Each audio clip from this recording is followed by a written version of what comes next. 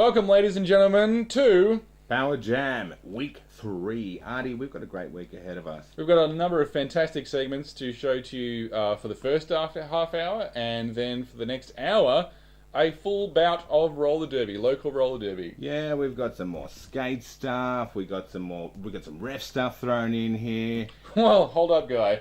Skate Bag featuring Cyndi Lawbreaker will be another segment, and as we saw her from last week, she's a bit of a gas, and we love her a lot. Yeah, that's why it's on the TV. And the ref for the weekly whistle. Which ref have we got there? Penultimate, I think. We got Derby Preacher going through a few standard basics about some reffing. That's right. And in regards to Derby Preacher, who's obviously not hosting the show this week, I believe he has Ebola. I think we wish him the very best of health. From a distance. Yeah, we don't want to get near him, but no, it's highly contagious. He's going to be back next week with Snow Fite also, who we also miss because she's much prettier than the both of us, and you probably really enjoy looking at her instead of us. What else we got on the roll? We got some more on the roll. On the roster. Bring it out. What have we got on the roll? We've got some FB Fans of Derby. I think that means that there's a Fans of Derby Facebook page you can log on to, find a bit more about us. We've got an email, but that's not really the exciting stuff. Oh, we've got also some WFTDA talk. We're going to be talking about the Women's Flat Track Roller Derby Association, one of the rule sets that is predominantly in use amongst the derby leagues, definitely in Australia. That's right. A lot of people do use those rules. And we're going to go through some stuff about bank track versus flat track, because RDX is coming up. RDX, pretty excited about RDX. Big venue. Man, you've got two of the hottest teams in the world. One world flat track champions. The other one's a bank track champions playing on a bank track. So I mean, what's Gotham City versus the LA Derby Dolls. It's going to be pretty exciting. Tickets are kind of expensive, but it's an awesome venue, and it's going to be some awesome derby. So we're taking a bit more of a look at that. Yeah, and that's really sort of grabbed part of what's going on in Melbourne. I don't know about the rest of it because we're coming from Melbourne. 2012, Cheif, year of derby. What a wave of roller derby! I need to do my hands like this and say things are happening with derby this year. If we were hipsters, we would feel so in the know. We would have been into it last year, which we were. So that's Power Jam for this week. Let's roll on with some segments. Thanks for tuning in again. Let's get in there. This is Skate Bag. I'm Cyndi Lawbreaker. This is a skate. Did you know that skates aren't just shoes with wheels on? They have bits. And today we're going to lift their skirts and look at their bits.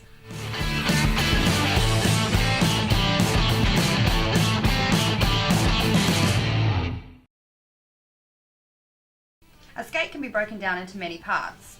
Today we're looking at the plate, the trucks, the bushings, the wheels, bearings and toe stops.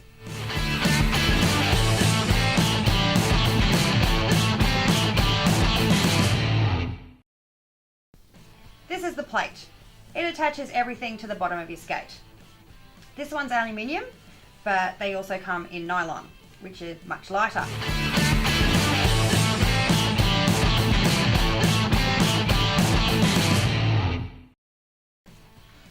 This is a truck.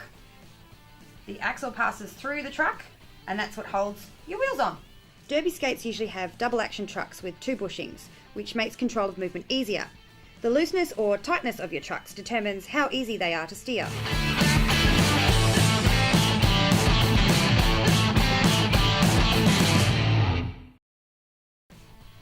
This here is the bushing or the cushion, and that helps with the turning and agility and stuff like that jammers need and stuff. Softer bushings help skaters get a more severe angle on their skates and let them change direction quicker and easier. Harder bushings require more force to change your skating angle, but they hold a turn better and provide a bit more snap coming out of a turn when they straighten out.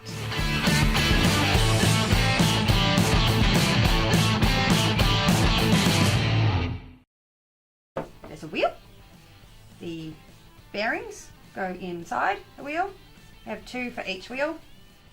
Bearings are what make the wheels go round. If your wheels don't spin freely or make a crunching noise, then it is time to clean or replace the bearings.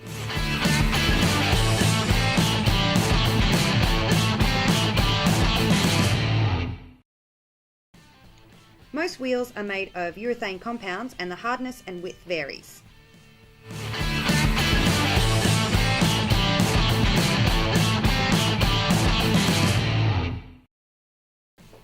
And toe stops. These ones are my favourite. They're gumballs because they're big, like that, and they take ages to wear down. Which is good because I use my toe stops.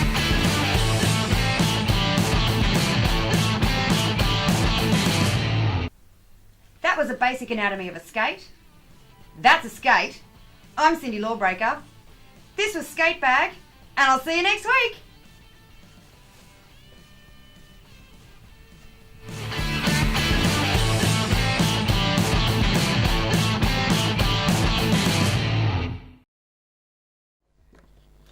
Cyndi Lawbreaker, where the hell does she go in those imaginary stairs? I have no idea. She just disappears. It's like magic. So that's, you know a little bit about skates now, and I guess the fundamental thing is that they have 4 wheels on either side. They're not inline skates. They're definitely not inline skates. But the more important question here, Ardy, is I know that you're sitting here watching our show on Saturday, but if you're a young girl who's somewhat intrigued, or even a medium-aged girl you might even who's be somewhat a mother intrigued by roller derby, you might be a mum, you might be sitting at home going, oh, this looks nice, I want a bit of this action. I'd love to get out Why of are the you house. still on the couch? We've told you what skates to get. You're still on the couch watching our show. Guy, I think you're talking about fresh meat. I think we are talking about fresh meat is the term for the intake that a lot of the local leagues will do to get new skaters in. Yeah, because you can't just get up off your couch and walk out the door and go, hey, roller derby. You've I want got to be a find skater. team that accepts newbies. But I tell you what, let's not waffle on about this for hours. Let's go see something that we prepared earlier through the magic of television. Of course, About which is reffing, and of course we're talking about fresh meat, which is like how to get into it. I mean, the Weekly Whistle is going to tell you about the things that you shouldn't be doing, the rules, and how to get caught throwing the sly elbow in or the back block and so forth. So we've got Penultimate coming up. He's going to tell you about how, look, there's a lot of zebras out there. The zebras is the term for Yeah, the for the rest. But let's not go too far into it. Let Derby Preacher explain it. Derby, take it away. with the Weekly Whistle.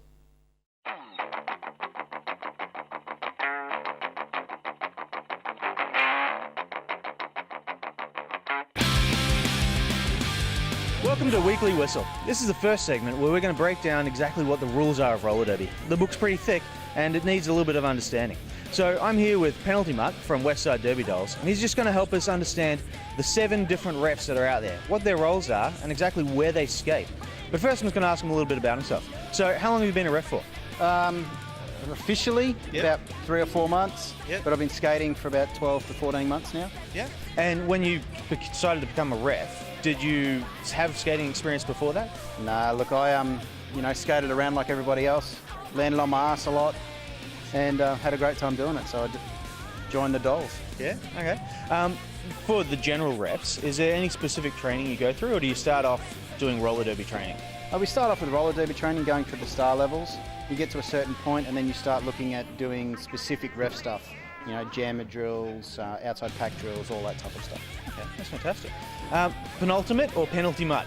Let's go with penalty mutt. Penalty mutt? Yeah, people seem to understand that one a little bit better. Okay. All right, well, penalty mutt's going to head out onto the track, and he's going to take up all the different positions of the refs, and we're just going to explain a little bit to you. So if you want to head out, we'll take it from there. Awesome. Jammer refs. There are 2 jammer refs, one for each team. Once a lead jammer has been established, the ref will point to them, as Penalty Mutt is doing now. This indicates that this is the lead jammer, who can call the jam off at any time. Once the lead jammer starts their scoring pass, their ref will lower their hand and begin to count the points as they legally pass through the back. They then indicate the score by raising their hand into the air, allowing the score to be seen by the NSOs.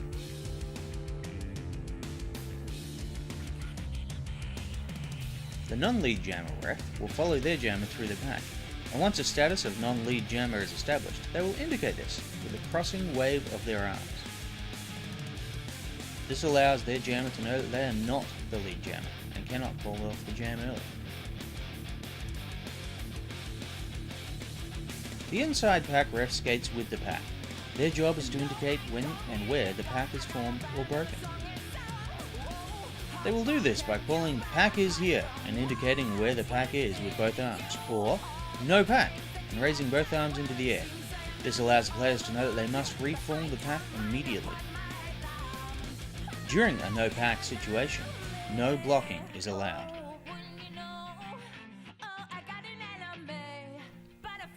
The outside pack refs monitor and watch for penalties within the pack. In order to keep up with the speed of the pack, there is not one, but 3 outside pack refs. The 3 refs skate in rotation, each taking a third of the track. This allows them to be vigilant in calling penalties as they see them. The final ref is the head ref. The head ref's job is to monitor and assist in all aspects of the game, also calling penalties as they see them. All disputes or questions from bench coaches or captains must be directed to the head ref, as they are responsible for all refs' calls and decisions. Minus the skaters and non-skating officials, or NSOs, this is what the track looks like with all the refs on it. As each ref has their own positions and roles, once you learn these, eventually you'll be able to tell at a quick glance what's going on during any given jam. Thanks, Penalty Mutt. I hope that everyone at home just gets a better idea of what the refs are, what the positions are, and why there's so many of them. We hope to see you again soon on Power Jam. Most definitely. Go Team Zebra.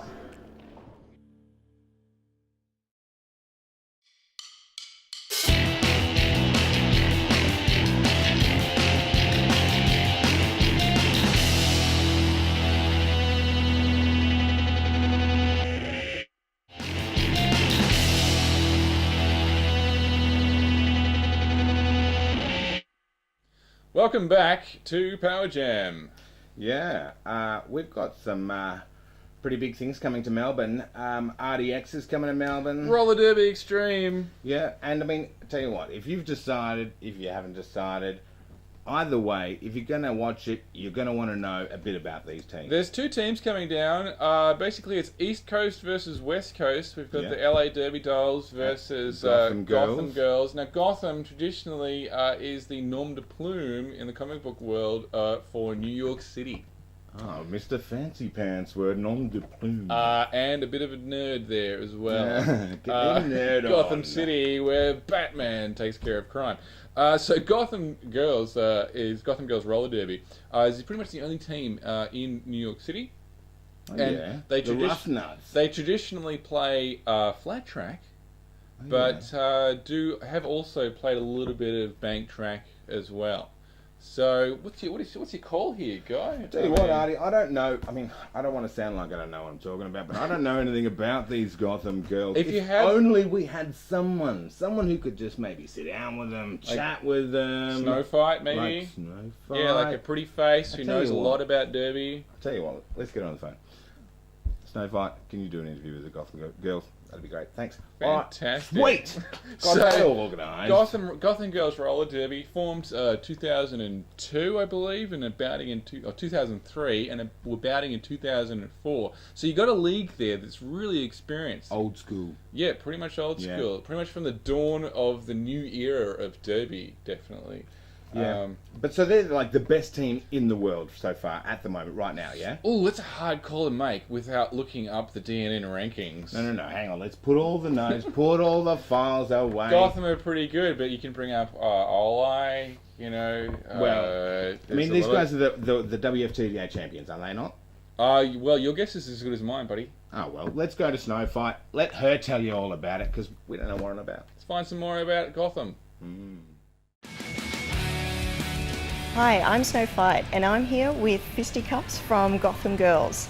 We're going to talk to you today about Gotham Girls and the team, and hopefully you'll get an idea about whether you want to go for these guys on the RDX tour or whether you want to go for LA Derby Dolls on the RDX tour. Well, you really want to maintain that back wall, and you think that's the most advantageous position for you to be in. You want to maintain it as much as possible. All right, but shocking news. How long have you been skating bank track? Our first bank track game was against LA in 2011, in spring 2011, and so that's really when we kind of started.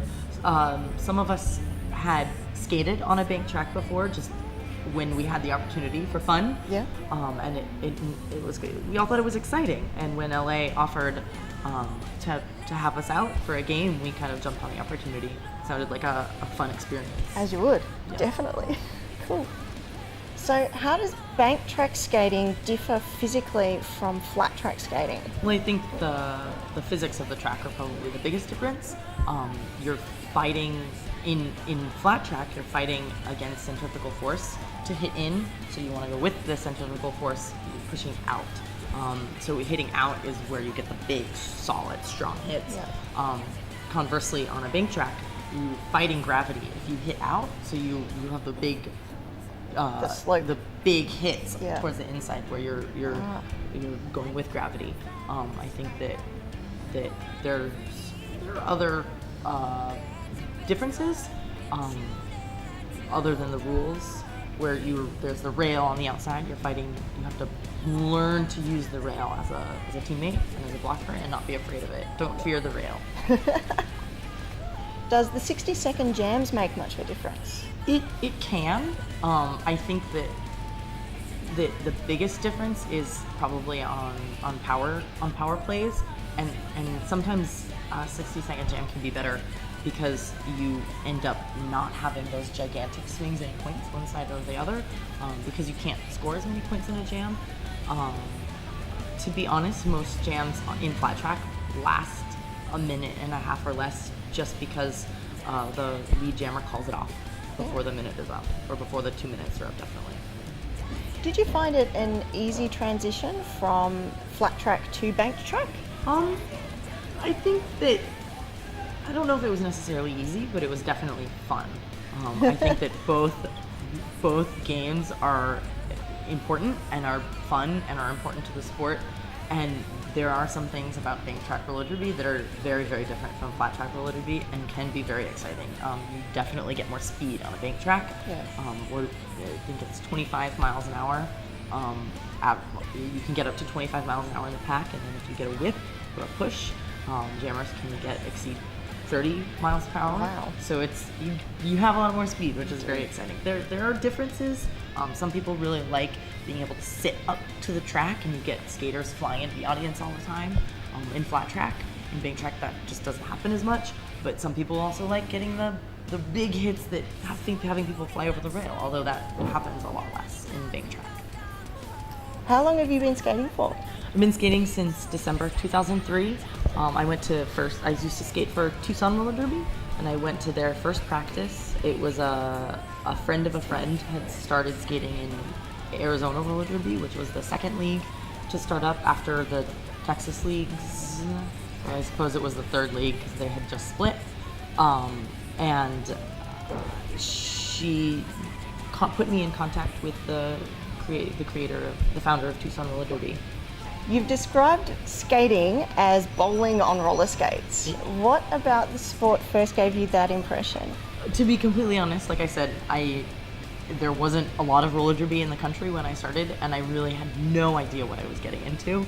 I had never seen a game, and I had this very vague image of people roller skating and doing something that apparently vaguely reminded me of bowling. The jammer breaking through the bowling pins or something like that. Something like that. So I really didn't know what the rules were, or I didn't have any idea of the sport, and I certainly didn't have any idea what the sport was going to become. So you didn't know what you were in for in the beginning? No, I didn't. And actually, I think that most of the skaters, there were about 10 girls at that first practice, and we went to the roller rink and we were skating. We were all on rental skates. The DJ, who ended up being a referee for us, announced us as Tucson Roller Derby, and all of the regulars at the open skate night laughed at us because how could we play roller derby? We didn't even know how to roller skate. On rental skates? Yeah, Aww. And then so it was kind of funny. But we kept going to practice, and eventually we kind of gained the rink rats respect. Awesome. How did it feel to be on the team that beat the Texecutioners and to be the jammer in the last jam? And that was definitely one of my career highlights in roller derby. It was very exciting. It was very stressful. It's also, I think, one of the reasons why I really stopped wanting to jam. It's a lot of pressure to be in that situation and in situations like that, and I like blocking. There's a lot less pressure. I feel like I am a better blocker. I'm a cerebral player, so it's been fun.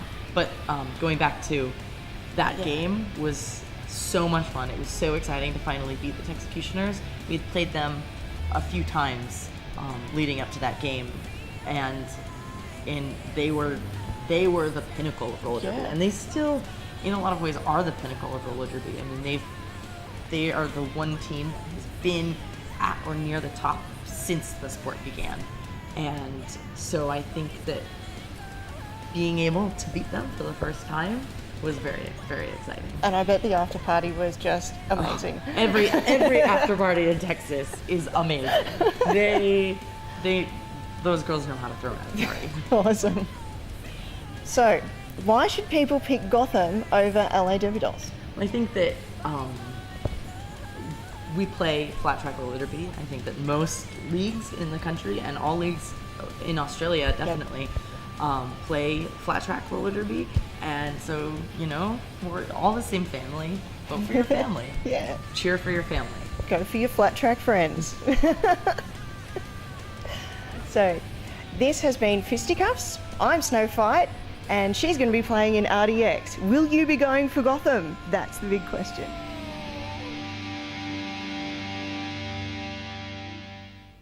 Ardy, I've found my team. I mean, I'm impressed. Not only are they from New York, they're the Haasers. Hard call there, guy, because I think the LA Derby Dolls, they've played flat track. They know their environment. Well, I should wait maybe till next week when they do the other interview and we get to see the LA Derby Dolls in action. One thing we have to mention, of course, is a actual documentary coming out. This is roller derby. You might notice from the posters behind us. We'll be playing at Village. And... Oh, we've got some badges. Yeah, we got badges. Yeah, we yeah. don't need us thinking. It's a doco on the new sport, or the new sport of roller derby, and it also involves the doco. It covers some of the Australian or local teams as well. Have you seen it, Ardy? I have not. I've seen a trailer. Well, because it hasn't come out yet. I have seen some of the Ballarat roller derby girls in it. Oh yeah, as well. So it's a doco. Yes. Oh, sweet. As far as I know. That's what it is. Well, we know that that's not necessarily.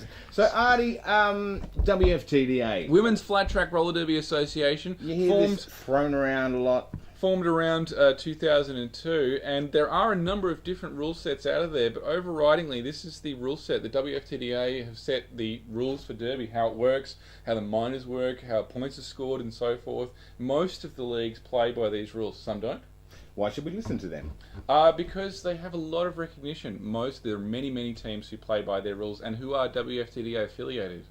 So we should listen to them because there's heaps of them. It's majority rules, basically. All right. WFTDA.com, and you can look at the rules. And there's even a handbook here. Someone has handed me a rules book right here. Yeah, and what we need to talk about as well is scrum starts. Scrum starts. What is going on with scrum starts? Are you talking about those things like where they're right on the front line, everyone's right in there? I was told that the first whistle blows and the blockers move off, and the second whistle blows and the jammers move off.